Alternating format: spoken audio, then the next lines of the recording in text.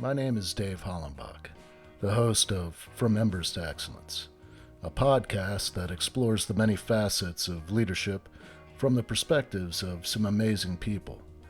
We discuss the triumphs and failures that have shaped our lives and our leadership philosophies. I've found that it isn't whether we fail that defines us, but when we do fail, how we respond. Leaders dust off the ashes and use their failures as fuel to work harder and as lessons to come back wiser and stronger, more resilient, more determined, and more committed to excellence. Today I'm speaking with William Attaway.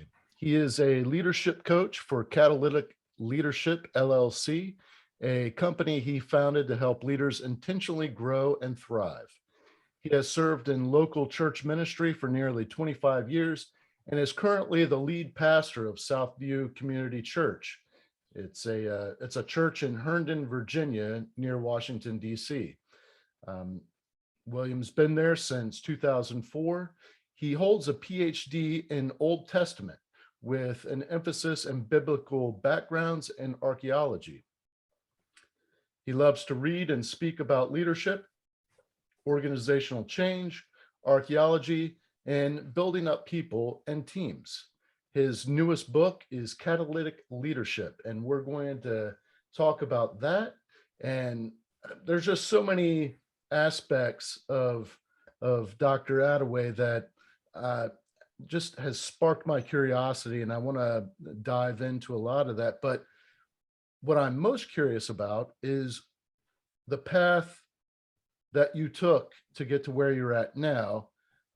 So first, let me thank you for coming on the show and having this conversation with me. I really appreciate it. Dave, it's an honor to be here. Thanks so much for having me. Yes, sir. Well, let's dig into where it all began. Where were you born and raised, and what were some of your early influences? I was born and raised in Birmingham, Alabama. And early influences, you look back and you try to trace a thread, right? And try to see some origin story and where this began. And I think for me, it began in high school. I was about 15 years old, and I had a teacher who saw something in me that I did not see in myself and invited me to attend my first leadership conference. So I attended that when I was 15 years old, and I was hooked. I've been a student of leadership for over 3 decades now.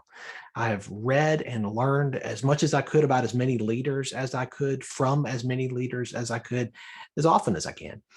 And that journey started then, at that point when somebody saw something in me that I just didn't see in myself. Aside from the leadership examples that you find in the Bible, what are some of the leadership examples that you kind of, I don't know, have an affinity towards, or had a great impact on your life and your leadership philosophy?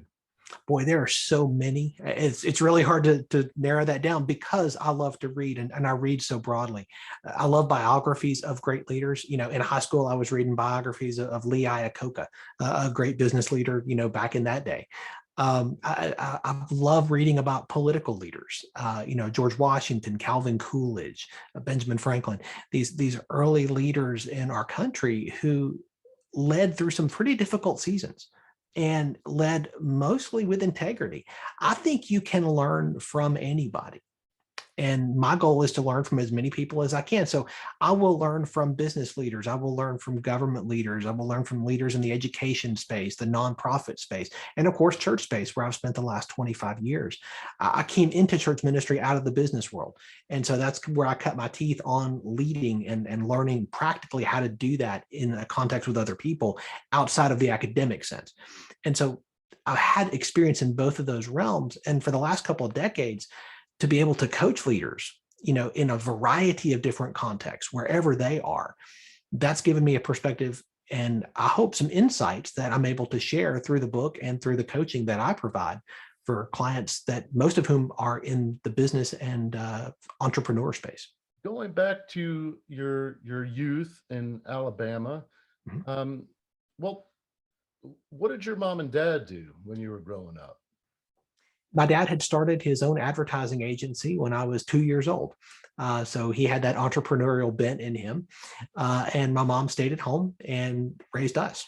And so that was the dynamic of the home that I grew up in, my brother and I grew up in, and where we learned about what mattered and what we valued. Can you talk a little bit more about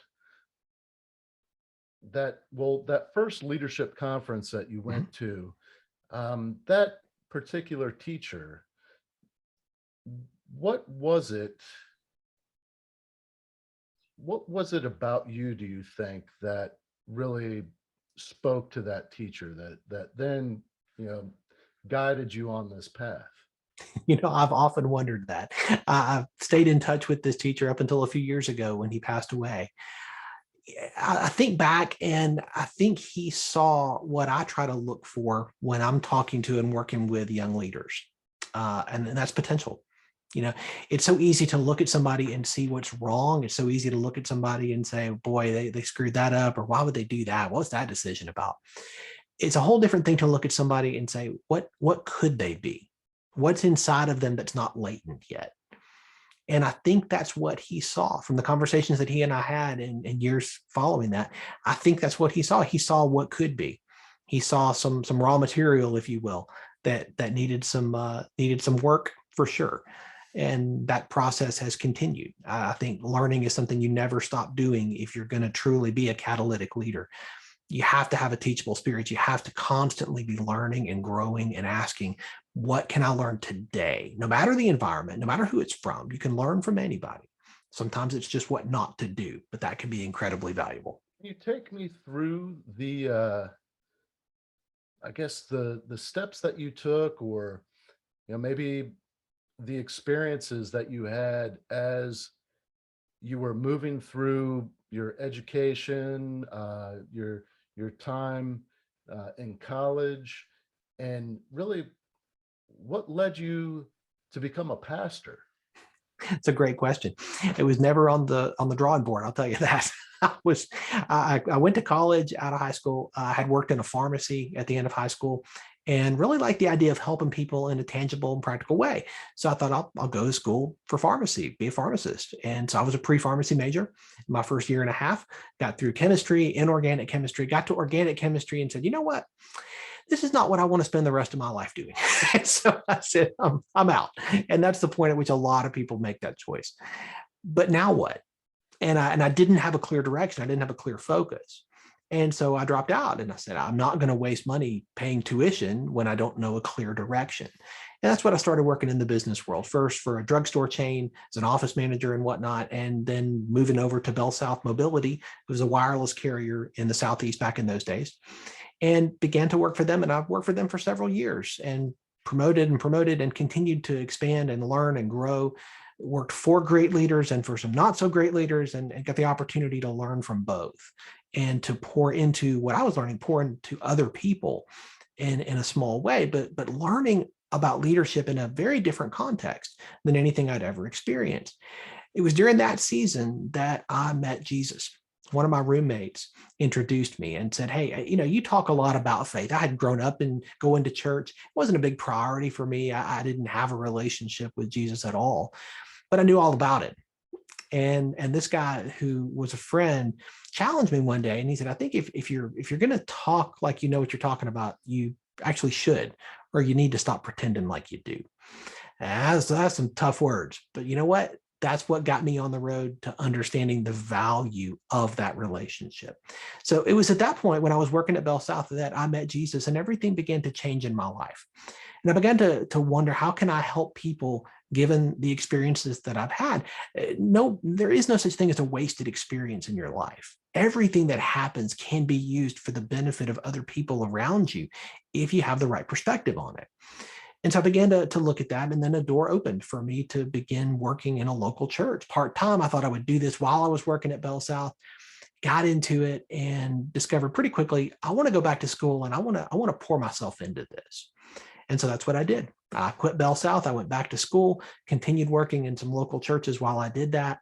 and ultimately pursued a degree in Biblical Backgrounds and Archaeology for my master's degree, and then on to a PhD later on after my kids were a little bit older and I had more margin at that point.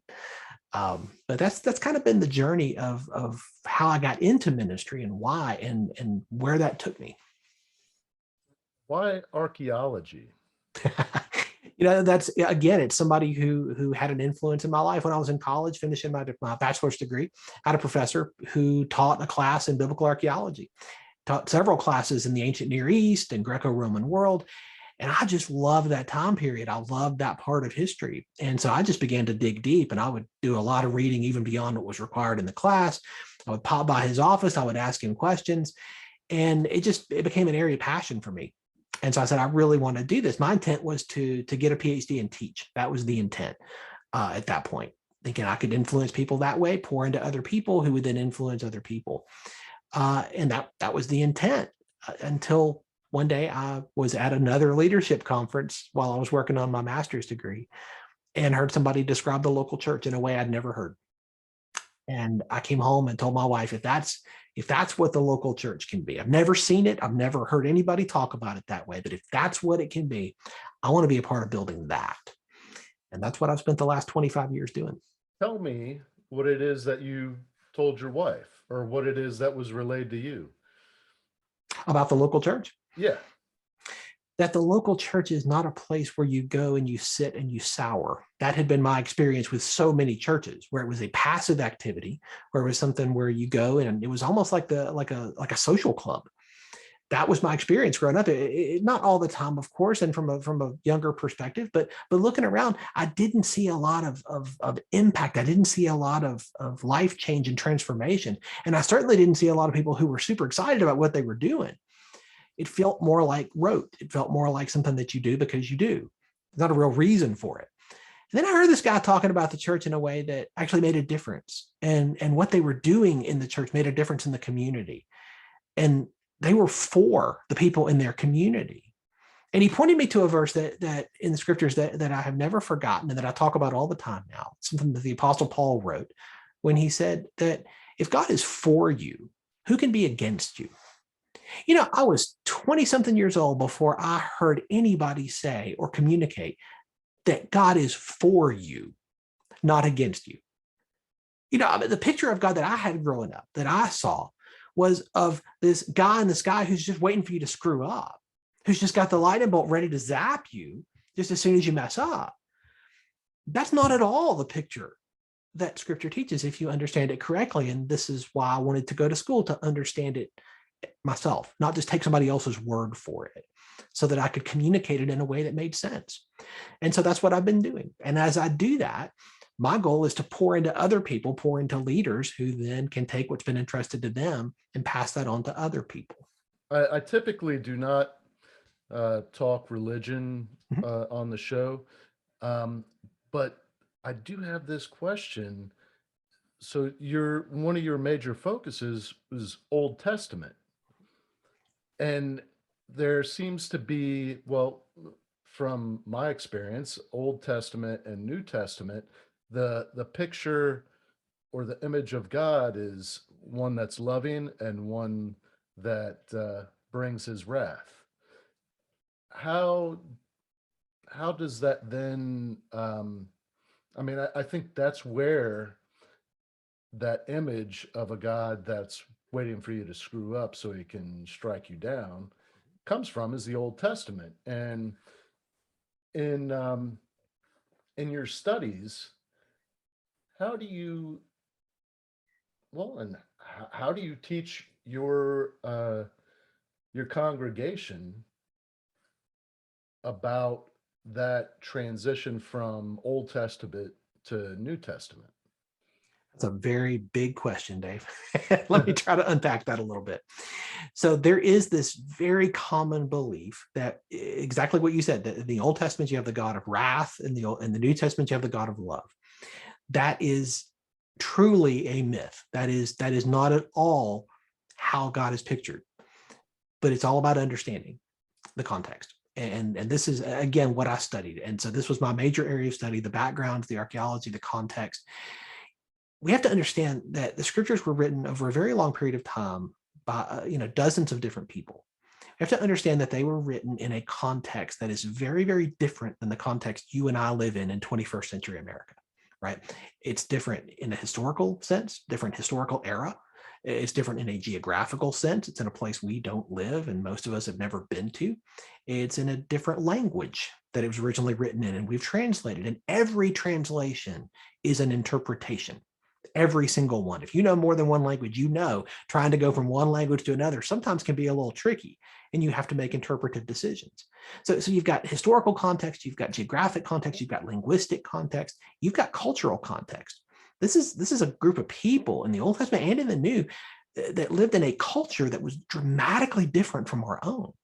Now, we're going to take those words that were written down and we're going to pick them up and drop them into our culture. And we're going to understand them through our lens, our 21st century, in most cases, American lens, right? The people that I talk to. Wow. Is it possible we could misunderstand something? Honestly, it's really hard not to, right? Because of the difference in context. And this is why context matters so much and why I talk about it so much. I think you have to understand what it meant then. And then and only then can you bring out and understand what it means now. That's where you have to begin. And this is the problem most people make. Most people make when you look at the Old Testament and you say, well, this is violent and angry and blah, blah, blah. This is a God that's different than the God of love in the New Testament. That's because we're not understanding it in the proper context, right? You have to understand all of those different areas that I talked about. You have to read it in that sense. And when you do, then you begin to get a fuller picture. I can argue, and I'm actually teaching right now through the book of Exodus, and I can tell you there's more grace in the book of Exodus than most people have ever thought about. We don't think about grace in the Old Testament, but guess what? It's all over the place. You just have to see it and understand it in its proper context. Well, can you give me an example? Sure. Within that context of Sure. Exodus? So I'm teaching, the people have come out of the Exodus. God has rescued them from slavery, from hundreds of years of slavery in Egypt, right? The people of Israel have come out. They've come through the Red Sea. They're in the wilderness. And what happens? They start to complain, right? Some translations say they start to murmur, which I think is a fantastic word because it sounds like exactly what it is. There's no way to murmur positively, right? This is what they're doing. They're complaining. They're hungry. They're thirsty. They're thirsty again. Like, what are you going to do? They're in the desert. They've seen God do stuff that nobody's ever seen God do before. He has literally rescued them from slavery, brought them into freedom. And what's their response? It's to complain, to complain, to complain, to complain again and again and again. What's God's response? Well, I'll tell you, my response might have been to say, hey, you know what? All right, I'm starting with somebody else. You people are annoying. Like, what's wrong with you? That's not what God did. When they complain to Moses, the person who's led them out. They complain to him. They complain against Moses. Really, they're complaining against God is what they're doing. Moses doesn't have any power in and of himself to make water out of nothing. Come on. They're complaining against God. And Moses comes to God and said, hey, what do you want me to do here? And God's response is not, yeah, they're so annoying. I'm just like to smite them all. No, his response is, you know what? I'm going to provide water. I'm going to bring bread from heaven. I'm going to bring manna. I'm going to bring meat for them to eat, quail. Why would he do that? Why is his response that instead of what mine might be, or maybe yours might be? Grace. You see the God of love showing love and patience and grace and mercy throughout the pages of the Old Testament, if you have eyes to see it and you understand it properly. I'm just thinking of different areas of the Old Testament where, I mean, there is judgment. Of course. Yes. And there is those times where he just wipes out an entire people. But there is in the New Testament as well. And I think what we have to understand is that our decisions have consequences. And just because God extends grace and mercy does not mean the consequences go away. Yeah. We have free will. We have the ability to choose. That is a gift that God has given us. But with that gift, to quote Spider-Man, comes great responsibility, right? We have to have that understanding. If we think that, well, I can do whatever I want and God will just smooth it over and take away the consequences, we're missing it. Because what we see in the Old Testament and in the New is people exercising that gift, some in great ways and some in not so great ways. And the problem of living in a world where everybody has free will is that what you do might affect me and probably will eventually. And what I do might affect you and probably will eventually. Living in a sinful and fallen world means that we are constantly bumping up against the choices of other people. And those consequences aren't erased because of God's grace. Thank you for going down that road with me. Sure. I want to go back into the leadership arena. Mhm. And I mean, it's still within the context of the church, because I would imagine it's not the easiest thing to do is to lead a congregation. There's a lot of different personalities, a lot of different ideas on how things should be. And then a lot of the people that you're working with are volunteering their time. So what are some of the lessons that you've learned leading in that capacity and in that environment that could help leaders in other arenas? I heard a guy say one time, he was having a conversation with the president of Motorola, CEO of Motorola.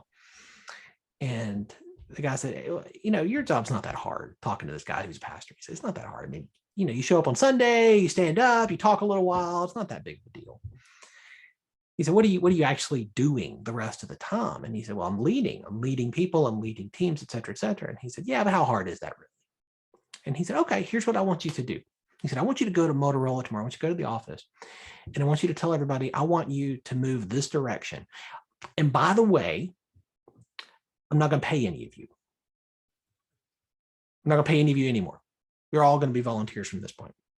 But I want you to go this direction with me. How many of them you think are going to do that? He said, none of them. They're all going to go somewhere else. Exactly. In the business world, you have leverage in the form of a paycheck to get people to do and to go and to see. In the church and with volunteers, you don't do that. That doesn't work. You don't have that leverage. How do you lead? Leadership, John Maxwell has said, leadership is simply influence, nothing more and nothing less. What have I learned? I've learned that in order to lead people, you need to paint a picture of something that could be, something that should be, and help them understand how they can contribute to making that a reality. Help them understand that they have been created on purpose for a purpose that is bigger than just building their own world, their own life, something that is bigger than themselves.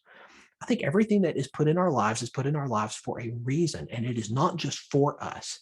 It's for the benefit of those around us. This is why I'll talk often about the danger of being a reservoir. People pour into us. We have opportunities and experiences and all these skills and things that we learn and develop. But if we just hold all that in for ourselves, we're missing it.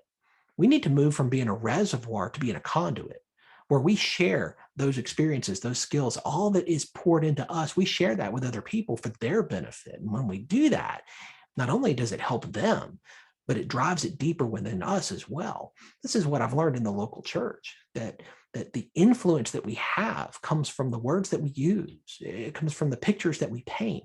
When we help people understand there's something bigger than just themselves. What you're talking about right now, I talk about in my book. I've actually had multiple conversations on this show. I've been on other podcasts where I talk about this, but what I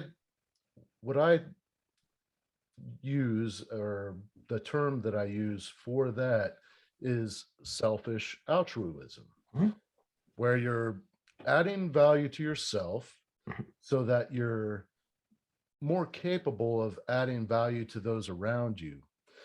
And as a leader, the only way that you can really measure your success is by evaluating the success of the people that you're leading. Yes. And through that, to be able to evaluate their success, Mhm. you have to know what their version of success is. And the only Right. way you can do that is by effective communication. That's right. And having empathy to get meet them where they're at and understand Yes. their life. And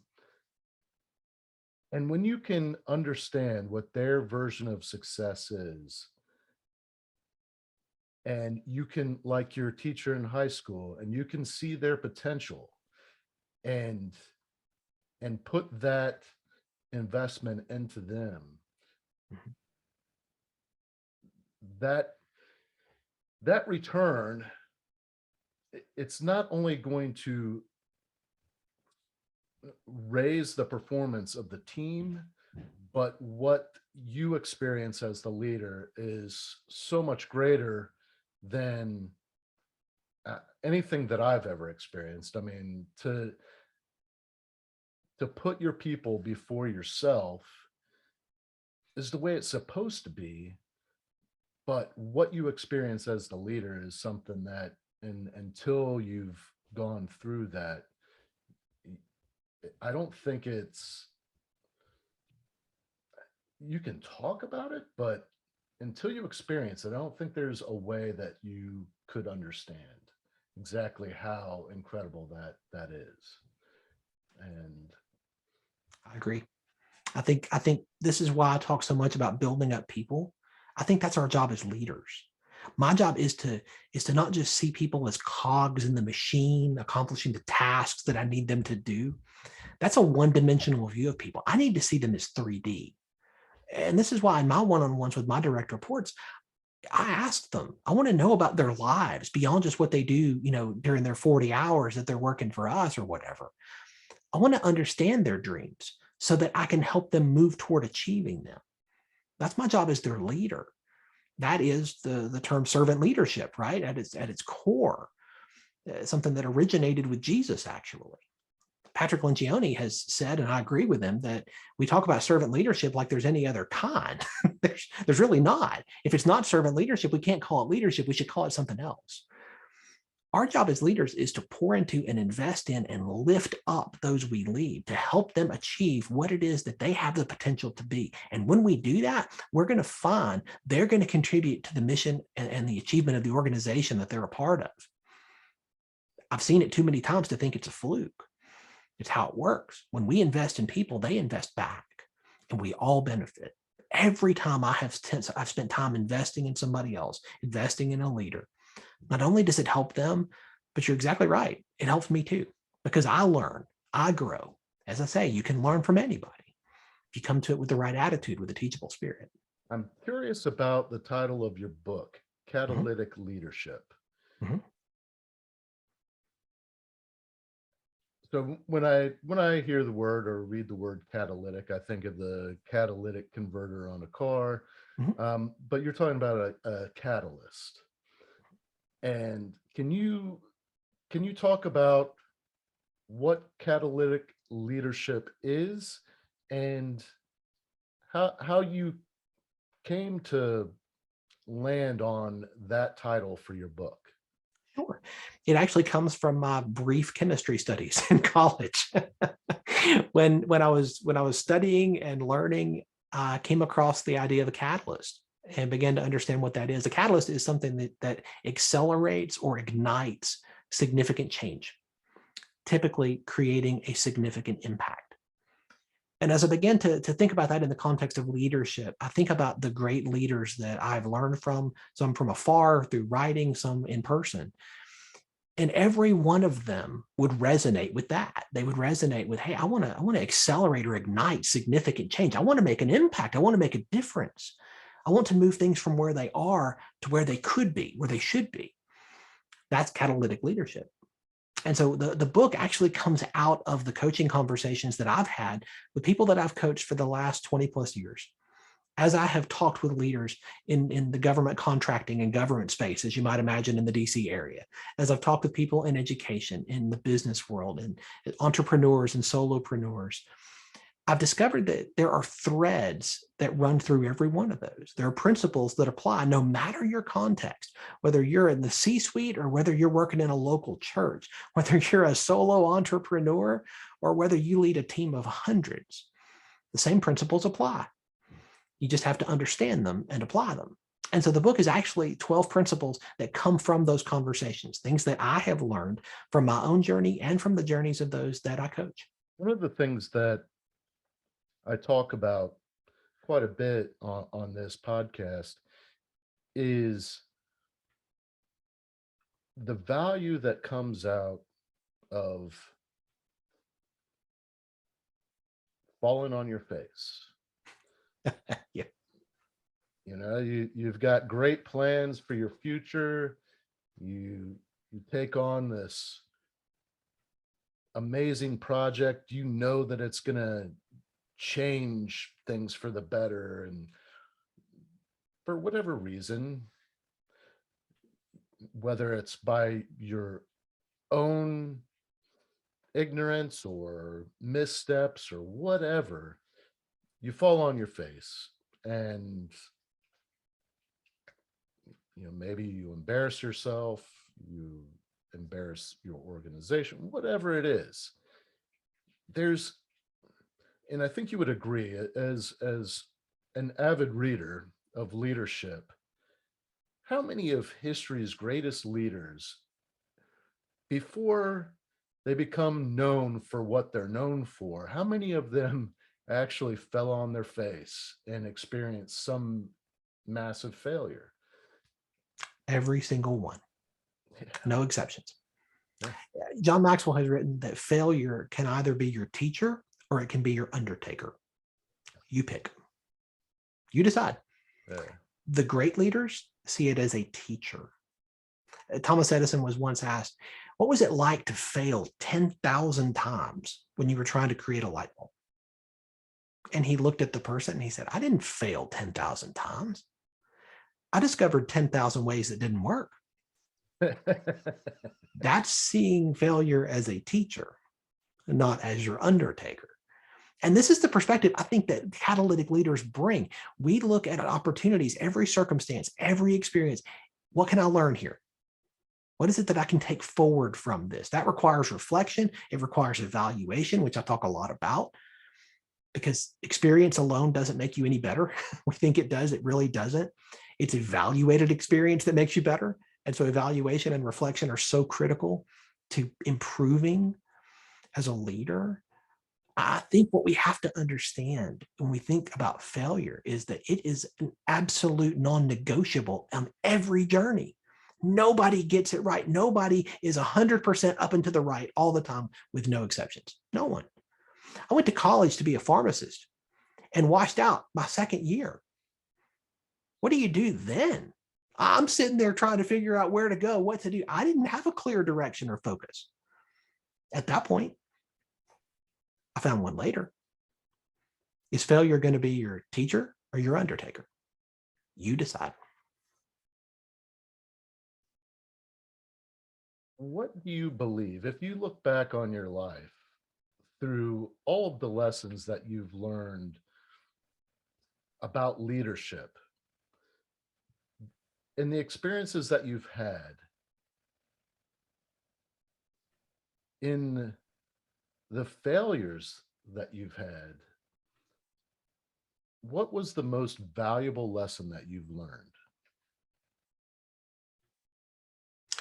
I would say it is what I call the one non-negotiable of catalytic leadership. And that is the cultivation of a teachable spirit. I've watched too many leaders who get to a certain point in their journey and they've got enough track behind them where they feel like they can kind of coast a little bit. They got this. They understand how it works. They understand how things happen, and they can do this. They can do this. And they stop learning. They just begin to coast. And that coasting turns into a drift into mediocrity. And that is not helpful for any leader. It's not helpful for anybody, but especially for a leader, because leaders influence those they lead and people follow what they see. So if you start to drift into mediocrity, guess what the people around you who you're following are going to do? They're going to follow that same track. Is that really what you want? Is that how you get to excellence? Of course, the answer is no. So by cultivating a teachable spirit, by understanding that I never know everything, there's always more to learn. I think that is the single most important ingredient in the soup or the chili that is leadership. Based on your response there, I would imagine at some point you got complacent Sure. and started to drift into mediocrity. Mhm. What was it that, I don't know, smacked you in the face and brought you back? And really, what helped you come to that realization that you have to cultivate that teachable spirit? You know, one of the core things that I talk about as a remedy to the drift is the people around you, the people that you choose to spend time with. They make a huge difference in your life. And we know that. We think about this with kids, and we talk to our kids and we say, hey, you know what, people around you, they influence your life, you know, for good or for bad. They can be a good influence or not. But we think as adults, that's not true anymore. We've grown beyond that. Well, the fact of the matter is the people around you influence the direction of your life for good or for bad. If you spend a lot of time with somebody who has a very negative bent on life, who sees the glass as always being half empty, that, you know, well, you know, it's just all I can do is see everything wrong with whatever we're talking about. Guess what? Over time, you're going to begin to bend that way. Conversely, if you spend time with people who see the glass as half full, they're like, you know, it's just not full yet, but just wait, it's going to be. Guess what? You're going to start to bend that way. The people around you make a difference. In my own journey, when I have been drifting that direction, it's the people around me who will speak into that. People that I have given permission to speak into my life and call me on stuff and say, you know what, this is not your best. This is not the best version of you. Careful here. This is why I've had a leadership coach for many years now, because I need somebody to see what I can't see. It is really hard to see the whole picture when you're in the frame. You just can't. You need somebody from the outside who's going to help you see what you can't see. Somebody who's going to ask you questions that maybe nobody else is going to ask you in your life, and who's going to call you on it when you start to drift or coast. That's what I've had. And that's what's helped me to get out of that drift and even to avoid it, right? It's a guardrail that I've built into my life to keep me out of that ditch. Incredible advice. And I love that analogy. It's really hard to see the big picture if you're in the frame. Yeah, absolutely. And you think about that, and it's so true in so many parts of our lives. Isn't it true that somebody else often has so much greater perspective and insight into something we're dealing with? We're in the middle of it, right? We're in the weeds. We can't see the whole thing because we're trying to figure out how to move this blade and this blade. And somebody else is like, hey, step back a little bit. Like, let me tell you what I'm seeing. And all of a sudden there's clarity. Clarity is a gift. Clarity is kindness. We've talked a little bit about your book. Mhm. When people buy your book and sit down and read it, what is the main message? What do you want people to hold on to? If they read it one time, what's the main thing that you want them to remember? That you don't have to stay where you are. There's a lot of people who think that, and they're thinking from a fixed mindset that, you know, I'm either successful or I'm not, but there's no way to move from not being successful to being successful. They think they're stuck. They're a victim of their circumstances. My hope is that people will see that you can make intentional choices and decisions that will change things. You can move from where you are to where you want to be. Growth is not just possible. It's very, very possible for you, but you've got to choose it. You've got to decide. There are things that you can do, must do, to help put you on that path. That's what the book is about. It's a compilation of these principles that I've learned in my journey and from the journeys of others that I hope will help people to recognize themselves in the pages. I wrote it. My goal was to make it very conversational so that it feels like we're sitting across a table having coffee with one another.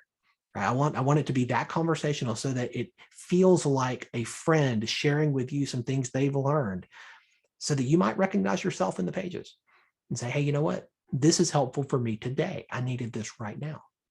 I've really got some valuable nuggets out of this. Like every guest that not every guest I've had on, but most every guest that I've had on, the conversations have been incredible. And I always take away some really valuable pieces that I can apply to my own life and pass on to those around me.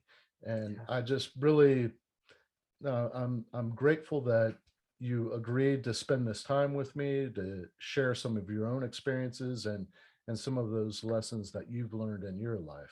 So thank you very much. Well, Dave, I've really enjoyed it, and I appreciate the opportunity. Again, I think that's part of our responsibility, right? When we learn, we should share that with as many people as we can. And that's why I wrote the book. What is the best way for people to connect with you, to either purchase your book, follow you on social media, or enlist your coaching services? What's the best way for people to connect with you? You can go to my website, catalyticleadership.net, to find more information about the coaching that I provide. You can connect with me on LinkedIn or on Facebook. I'm on both of those platforms. And I would love to extend to your podcast listeners an offer of a free copy of the book. This is something that I'm doing because I want to get it into as many hands as I can. If you go to catalyticleadershipbook.com and you're willing to pay the shipping, help me get it to you, I'll make sure you get a free copy of the book. Thank you very much. I will have a link to your website in the show notes. So everybody listening, very easy. Just go to the show notes and click on the link. So thank you again. Dave, thank you. It's been a pleasure to be with you today. Yes, sir. Thank you for listening to this episode of From Embers to Excellence. Please like and subscribe to my YouTube channel. Follow me on your favorite podcast platform and visit hollenbachleadership.com for additional content. My goal is and always will be to add value to as many people as possible. So if I can be of any assistance to you or someone you know, please connect with me via email or on one of my social media accounts, linked on the homepage of my website.